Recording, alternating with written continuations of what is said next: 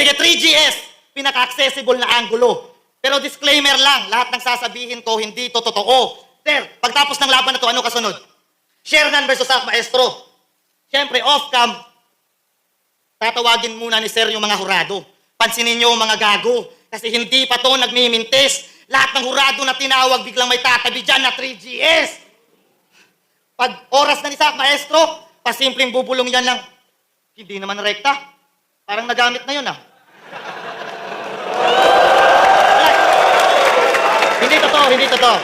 Parang nagamit na yun ah. Basta ganun yung buod. Hanggang sa ma-distract yung mga judges at hindi na marinig yung linyang kasunod. Mga maliliit na bagay na pwedeng maka-apekto sa napaka-importanting laro. Mga bagay na hindi ka pwedeng magkamali kasi magiging isa yang makasaysayang tagpo. Tapos sisirain lang itong mga selfish na bobo. At yan ang sagot sa tanong ni Apex kasi Anigua, paano nyo naloko?